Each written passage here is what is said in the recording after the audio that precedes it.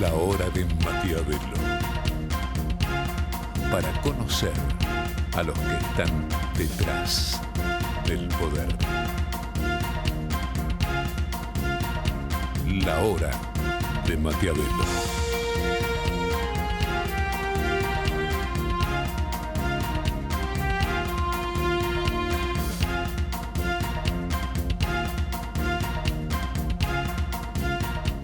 Tampoco podemos repetir historias en materias económicas, por eso nuestra pelea, por más que algunos se disgusten contra el Fondo Monetario, con el Fondo Monetario Internacional, donde firmemente decimos que queremos tener derecho a crecer según nosotros creemos cómo debemos crecer. Y recordar que cuando los ajustes llegaron, nuestro pueblo padeció. Bueno, ¿qué tal? Ahí muchas gracias al programa La Rosca, ¿no?, de Van der Kooi y Fernández Canedo, este fragmentito. Y cuando los ajustes llegaron, el pueblo sufrió. Bueno, finalmente se llegó a un preacuerdo o una carta de intención con el fondo para que Argentina no tenga que pagar o reciba la plata para pagar estos vencimientos tremendos que, reconozcamos, heredó el gobierno del préstamo que tomó el anterior gobierno de Mauricio Macri. Ahora, mientras el presidente levantaba el dedito y decía, cuando el ajuste llegó, el pueblo sufrió. Pregunta, ¿y la inflación del 51% no es ajuste? No. Eso, el ajuste en todo caso sería del fondo, que ahora no va a ser ajuste. Entonces la pregunta es, mira, acá qué linda foto que tenemos. Son niñas jugando no sé, esto es de principios de siglo, y hace muchísimas décadas, en la época de nuestros padres, abuelos, bisabuelos, se jugaba un juego que se llamaba el Gran Bonete, ¿no? Cortito era, se hacía una ronda y elegían colores y había uno que se metía en el medio y decía, al Gran Bonete se le ha perdido un pajarito, ¿quién lo tiene? Entonces ahí empezaba el Gran Bonete, ¿no, señor? Yo señor, no señor, pues entonces ¿quién lo tiene? Bueno, esto es lo que se llama un juego del Gran Bonete. Yo señor, no señor. Nadie se hace cargo del tema de la deuda y debaten si arreglar con el fondo finalmente se va a arreglar, como habíamos pronosticado en la hora de Maquiavelo, en base a las encuestas, porque la gente de Alberto Fernández estaba viendo que hay una amplia mayoría, ahora vamos a sentarnos con la encuestadora Sheila Wilker, que confirma, es una encuesta que confirma, después de muchas, de que la gran mayoría de los argentinos entienden que no queda otro remedio que acordar. Es un mensaje teléfono para Cristina Kirchner. Pero este juego del Gran Bonete es como una diversión, como un entretenimiento que nos hacen en un escenario, en un teatro, para desviar la atención. No es el acuerdo o no acuerdo con el fondo, quién generó la deuda, si tiene la culpa uno, si tiene la culpa el otro. En realidad, el presidente Alberto Fernández tendría que acusar a Mauricio Macri y decirle, Mauricio, vos tenés la culpa de no haber arreglado el desastre que te dejamos. Y por supuesto, la oposición, que ahora vamos a ver cómo está la oposición, tendría que decir, miren, nosotros tenemos la culpa porque no supimos, no quisimos o no qué sé yo, no pudimos resolver y encarar las reformas que se necesitaban para resolver el desastre que nos dejó Cristina. Pero nadie dice eso. Y todos hablan de la deuda, el Fondo Monetario. Ese es el juego del Gran Bonete, de las reformas, de las profundas reformas estructurales que precisa la Argentina. La política no habla. Ni los del gobierno, no digo que todos en la oposición, pero la mayoría de la oposición te hablan de deuda, etc. La Argentina, si no emprende una serie de reformas, es muy sencillo. El Estado argentino, entre nación, provincias y municipios, que en el 2001 era de menos de 30% de su peso sobre el Producto Bruto Interno, hoy está casi en el 50%. ¿Mm? Parece que es una pavada, pero eso es lo que terminó generando la inflación crónica. Es un país que ya da pena en el mundo porque no puede resolver después de más de 20 años su inflación. Y eso es lo que genera una pobreza vergonzosa en uno de los países potencialmente más ricos del mundo, que alguna vez estuvo a la par de Australia hace 80 años y que hoy está entre los países pobres de América Latina. Entonces, el juego del gran bonete sirve para eso. Como siempre te digo, si te interesan los temas de los que hablamos acá, en la hora de Maquiavelo, podés leernos los sábados en el portal de TN. Deuda, gobierno y oposición no estarán jugando al gran bonete para distraernos, ¿no? Por eso la idea de que esto es un juego del gran bonete y prácticamente nadie está diciendo qué es lo que hay que hacer. A ver, sin una profunda reforma laboral, no se empieza a resolver el tema, porque hasta ahora, desde el año 2003, que arrancó el kirchnerismo, se generó un sistema por el cual los privados no contratan. Y los privados neto no generan un puesto de trabajo en los últimos 20 años. Todo el empleo, el kirchnerismo se fue diciendo, generamos puestos de trabajo, ñoquis.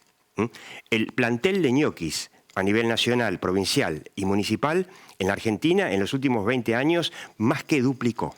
Hoy estamos con más de 4 millones de ñoquis. Del otro lado de esos 4 millones de ñoquis, hay 5 millones de tipos que trabajan en el sector privado en blanco. El resto, informal, cuentapropista, en negro o, como cada vez más, vive de planes. Bueno, eso se tiene que encarar no solamente, por supuesto, con una reforma laboral, con una profunda reforma impositiva, y no queda otro remedio que establecer un sendero como política de Estado para que, aunque sea en una década, en 10 años, 15 años, el Estado vuelva a un nivel normal. De ese 50% tiene que bajar más o menos a donde estaba antes. Es el sector privado el que tiene que ser el protagonista, el que tiene que dar el empleo, el que tiene que generar el trabajo. Bueno, eso es un tema del que no se habla. Es preferible esa bomba de gasto público que genera el déficit, que genera la inflación, que genera que ese peso que era 1 a 1 con el dólar llegó a 230 la semana pasada. Ahora está bajando. Si eso se lo pasa de mano en mano, es una bomba que está estallando permanentemente, y el ajuste, como decía el presidente Alberto Fernández, que no se va a hacer porque el pueblo sufre, bueno, muchacho, el gran bonete. El ajuste lo vienen haciendo todos con la inflación y el aumento de pobreza. Así que quédate con Sheila Bilker, vamos a ver cómo está la opinión pública, cómo está la oposición y por qué confirmamos el pronóstico de la hora de Maquiavelo, por qué finalmente se cerró con el Fondo Monetario. No solamente hay un tema económico, hay un tema de opinión pública atrás. Quédate en la hora de Maquiavelo, en 5 segundos estamos. Bueno, Sheila Bilker, muchas gracias, encuestadora, 3.0 se llama la encuestadora. Bueno, se me ocurre ahora que con este acuerdo, preacuerdo del gobierno con el Fondo Monetario, que al gobierno se le acabaron las excusas. Tiene 2 años, supuestamente, mientras suba las tarifas, no va a tener pagos de la deuda. O sea que ya no lo va a poder criticar o culpar más a la deuda de Macri. Y en el 2023 lo van a medir en función de si logró algo o no. Bueno, esto que vos llamás se le acaban las excusas también se puede ver como una oportunidad para relanzarse, ¿no? Ciertamente, claro. Yo creo que es la gran oportunidad del gobierno para, te diría, poder mostrarse con iniciativa, poder mostrarse en una nueva etapa. Yo creo que es algo que se viene posponiendo desde las elecciones de medio término. Creo que esto es un escenario favorable para ese relanzamiento. Por supuesto, un relanzamiento también implica una reconceptualización o una conceptualización de quiénes somos y hacia dónde vamos, ¿no? Claro. Digamos, básicamente... La pregunta es, inmediatamente viene, pero bueno, ellos sacan pecho, sobre todo Guzmán, incluso sacando pecho, diciendo, no nos exigieron reformas estructurales. Y bueno, sin las reformas estructurales, ¿podrán? Bueno, mira, yo lo que te diría es, hay algo acá que tiene que ver con, por ejemplo, mira lo que pasó en el 2021. En materia económica, para Argentina fue un muy buen año. Crecimiento Sí. de más de 10 puntos. Sí, un rebote. Un rebote, está bien, un rebote que está por encima de la media internacional. O sea, hubo un rebote importante.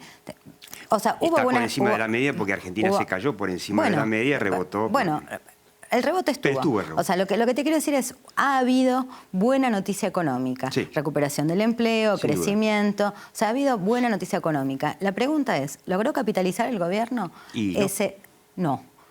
No ha terminado de poder capitalizar ese crecimiento. Yo creo que eso tiene que ver un poco con esta dificultad para incorporar las buenas noticias, los aciertos, bueno, todos los fenómenos positivos al interior de un marco interpretativo, que es, me parece, lo que no termina de ordenar o no termina de gestar este gobierno, ¿no? Digamos. Entonces, nada, aparecen como noticias sueltas, ¿no? Digamos, crecimiento de 10 puntos.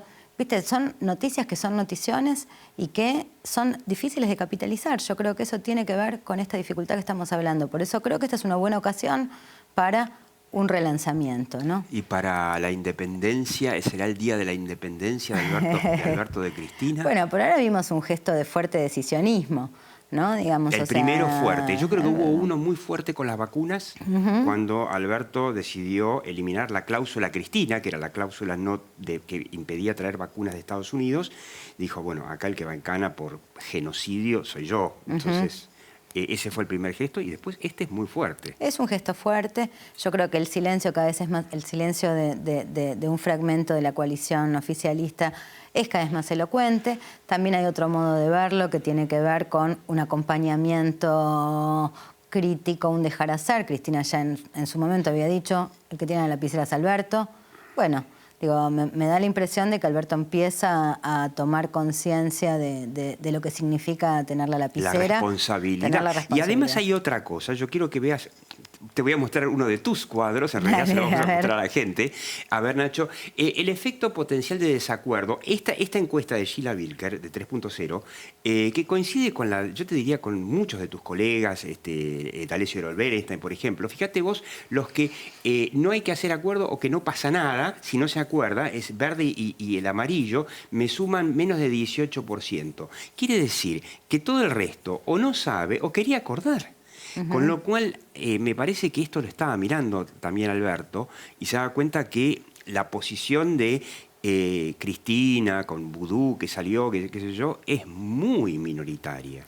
Sí, yo, a ver, lo que te diría es, hay una conciencia, digo, Argentina está en un atolladero y los argentinos estamos en ese mismo atolladero, que es una conciencia clara de la crisis que causaría, digamos, y es un poco lo que te muestra este cuadro, la crisis que hubiera causado no acordar con el fondo. También hay conciencia clara de que, bueno, de que la presencia del fondo no termina de ser favorable para la Argentina. Quiero que vamos al próximo. Nacho, podemos ver, ahí está, cómo se caracteriza, cómo lo ve la gente al FMI. Lograron ponerlo como el chico malo de la película, ¿no? Hay un 40% que dice que es buena, que ayudaba a la Argentina, y prestándole, y hay más de 46% que dice que nos limita las posibilidades de crecimiento.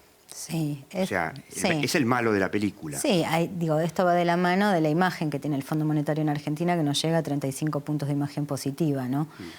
O sea, efectivamente es una figura, el fondo es una figura cuestionada. Creo que hay razones históricas para que así lo sea. Creo que el Fondo Monetario Internacional no se preocupa por cuidar su imagen en la opinión pública de los países a los que les presta, ¿no? Esto es un tema. Bueno, habría que ver, yo la verdad no tengo números de cuál es la imagen del Fondo Monetario en otros países donde ha tenido fuerte protagonismo y donde han habido, te diría, situaciones complejas, ¿no? Vinculadas en Grecia, por ejemplo. Estaba pensando en Grecia como un lugar. Sí. Pero bueno, esa dualidad, esa duplicidad en el sentir argentino está presente, ¿no? Digamos, la necesidad de acordar y al mismo tiempo la conciencia sobre el peso de ese acuerdo, ¿no? Digamos, me da la impresión de que esa ambivalencia nos constituye. Yo no ¿no? quiero insistir, no quiero insistir con eso, pero los políticos, la política, de los dos lados, juegan un poquito al gran bonete con esta historia del Fondo Monetario, porque todos nos dicen, no, el malo, el bueno, nos presta, no nos presta, nos exige que le devolvamos. Ahora, de los problemas de fondo que generan esa deuda, cri, ¿no? Y bueno, el problema del déficit, de un Estado deficitario, es un problema que Argentina arrastra históricamente. ¿Será por eso el fenómeno Milei? Bueno, yo creo que el fenómeno Milei interpela una sensibilidad frustrada, ¿no? Una sensibilidad ciudadana de frustración con el mundo político, y esto implica con el mundo, con la política, ¿no? Digamos, de azules, amarillos, multicolores. O sea, es el emergente de un país al que los indicadores desde hace ya muchos años cada vez son peores. Quiero que son veas, peores cada vez los indicadores de pobreza. Claro. Sí. El próximo, fíjate, las preocupaciones de la gente, primero la inflación, y de eso no se habla. De corrupción sí, pero el tema de la inflación la política no habla. Y que veas el próximo, que confirma lo que está diciendo Sheila, ¿no? Que es el nivel de satisfacción e insatisfacción con la oposición. Y vos fíjate que con la oposición hay un desacuerdo del 70% que incluye, obviamente, matemáticamente, no sé, la mitad de los tipos que lo votaron. Bueno, ciertamente ahí, o sea, yo creo que la oposición está atravesando un atolladero fuerte. Primero, ausencia de liderazgos, que la elección no ha dirimido. Las expectativas que abrió la elección lo que muestran es que, bueno, que en el marco electoral la oposición sirve para castigar al oficialismo, pero tampoco termina de tener una propuesta alternativa. Sí, algo parecido. O alguno que otro decidió castigar con Milei, más que nada, con Espert en provincia. Bueno, digamos, ¿no? También como espacio emergente ha cobrado una forma inusitada. De hecho, ha quedado un poco como Milei, Espert en menor medida, aunque ha tenido un caudal electoral más grande, digamos, obviamente por las dimensiones de la provincia de Buenos Aires. Como grandes emergentes de esta elección, ¿no? Digamos, la aparición de una nueva fuerza, y lo que nosotros estamos viendo es que en la escena postelectoral esa fuerza se sigue manteniendo. No es que fue un humo que sirvió para castigar, para presentar una opción de crítica doble, ¿no? De crítica en simultáneo a azules y amarillos, claro, al mundo de Juntos por el Cambio y al mundo del Frente de Todos. Y eso te muestra la permanencia de ese sentimiento de frustración, sí, ¿no? De insatisfacción. Ahora, ¿cuál es tu visión? Porque yo a muchos colegas tuyos les pregunto, yo tengo una teoría que a mí todos me dicen que me equivoco, que no tengo idea, que es que en el caso de la oposición el recuerdo es muy fresco del fracaso del gobierno de Mauricio Macri, que terminó siendo una transición para que vuelva el kirchnerismo.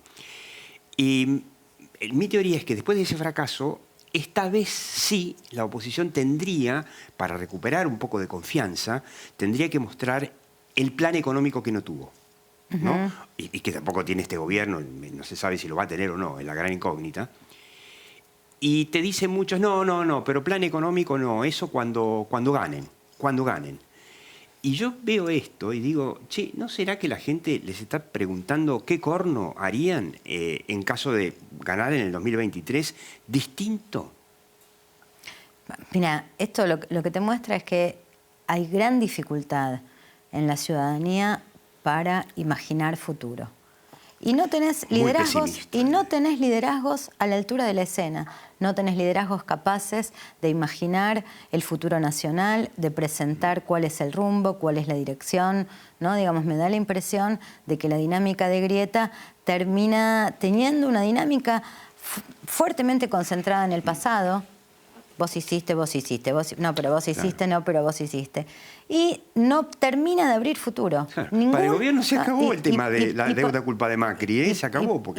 Y por supuesto, eso también yo creo que tiene mucho que ver con una dificultad para conceptualizar un modelo de país. O sea, acá lo que nadie está presentando, digo, olvídate del plan económico, es un destino, o sea, es algo un poquito más grande, digamos, no tiene que ver únicamente, por supuesto el plan económico forma parte de eso, pero tiene que ver con una idea de país, una línea, un hacia dónde. Yo creo que ahí hay ¿qué es? Es productivismo, o sea, ¿por dónde pasa? Claro, ¿no? Horacio Rodríguez Larreta, que, no sé, se me ocurre que es hoy que se ve el candidato más probable de Juntos por el Cambio, parece que dice que no es el 2022 momento para meterse en esos temas. A pesar de que la preocupación número uno de los argentinos es la inflación, que no es momento, que cuando venga la campaña, a partir de marzo de 2023, se verá. Es una estrategia, digamos, o sea, es una estrategia posible respecto de cómo encarar... tiene que gobernar, entonces, de cómo encarar esta escena. Mira, no ha tenido una mala elección. Larreta no ha tenido una mala elección para nada, o sea, ha hecho una buena elección, sin embargo no ha podido capitalizarla. Bueno, los 17 puntos de Milei eran de él. Bueno, en la ciudad de Buenos Aires tuvo un problema con no alcanzar los 50 puntos. Pero básicamente cuando yo te digo no ha estado a la altura, lo que te digo es, el resultado de esta elección debería haber sido Larreta como líder de la coalición opositora. Claro. ¿Pasó eso? No. Lo que terminó pasando es que hoy tenés una tensión, tenés un crecimiento importante de la figura de Patricia Bullrich, que se ha quedado con esto de, yo te diría como la hacedora de los 5 senadores. ¿Ganaron los halcones? Digamos, en este debate de halcones y palomas dentro de la oposición. A ver, en cierto sentido hay un proceso de halconización de la sociedad. Ajá. O sea, digamos, de toda la sociedad, no solamente de... Bueno, a ver, cuando mirás la oposición es muy claro, digamos, ¿no? O sea, igual hay un problema ahí para la oposición, que es que tienen la demanda electoral partida. O sea, tenés la demanda halcona, digamos, por decirlo de alguna manera, y la demanda paloma, la demanda consensual, la demanda dialoguista. Esas dos sensibilidades forman parte de las demandas electorales del votante de Juntos por el Cambio. Ahora, cuando vos ves el peso de unas y otras, lo que vos ves es un endurecimiento paulatino de la sociedad. Claro. Y un endurecimiento de ese electorado. En el próximo, simplemente, rápidamente, Nacho, está cómo se distribuye la bronca con la oposición, que es interesante. Después quiero saltar a los últimos dos, a ver si lo podemos ver.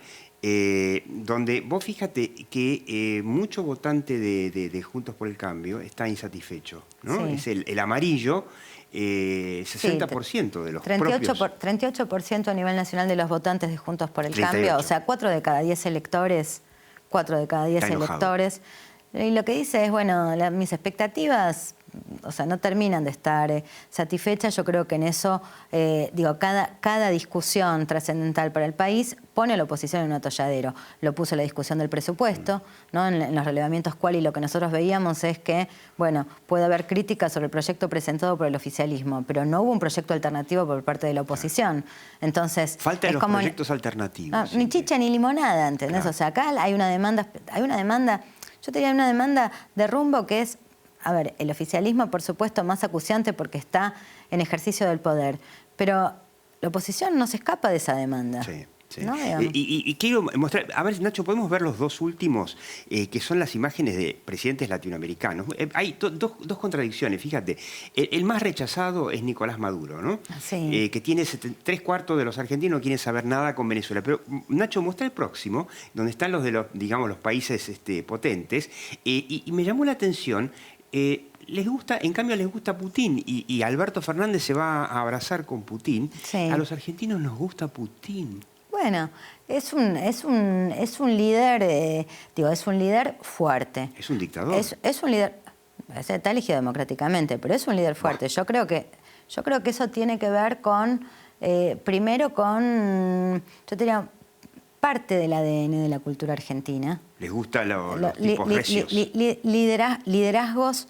tipo Perón. Liderazgos con gran determinación, liderazgos con gran solidez, liderazgos que logren... Bueno, de hecho, la demanda halcona también tiene algo que ver con esa sensibilidad, ¿no? Digamos, aun cuando vaya sobre un segmento de la sociedad que de alguna manera tiene una sensibilidad antiperonista. Pero la demanda de liderazgo fuerte está muy clara. Sí. O sea, el Halcón lo que pide es un líder insumiso, determinado.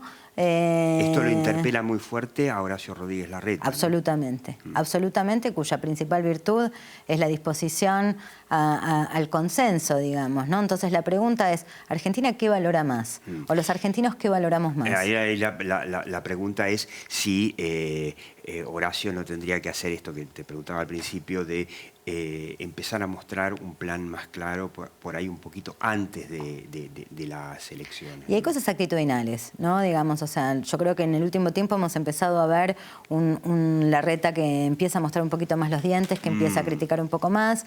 Yo creo que ese corrimiento que empieza a tener da muestra de que empieza a verse esto. Bueno, por supuesto, estas son fotos... Él está mirando esas encuestas y se da cuenta. Estas fotos, el tema es, bueno, una estrategia no se puede armar sobre la coyuntura, digamos, ¿no? Entonces, claro. ¿Hacia dónde va la sociedad argentina? Yo creo que va hacia un endurecimiento cada vez más fuerte. Creo que va hacia ahí. Bueno, por supuesto... De todos modos, termino... dando mi opinión sobre lo que dice Larreta, que me parece que yo estoy de acuerdo en eso, cuando él dice la grieta te sirve para ganar una elección, pero después tenés que gobernar, y él siempre habla de un 70% de acuerdo, y me parece que yo estoy de acuerdo con eso, ¿no? Que sin un pacto de la Moncloa entre toda la política, la dirigencia, este país... Sheila Wilker, muchísimas gracias. Un placer, como siempre. Viendo La Hora de Maquiavelo, aquí, por Metro y por YouTube.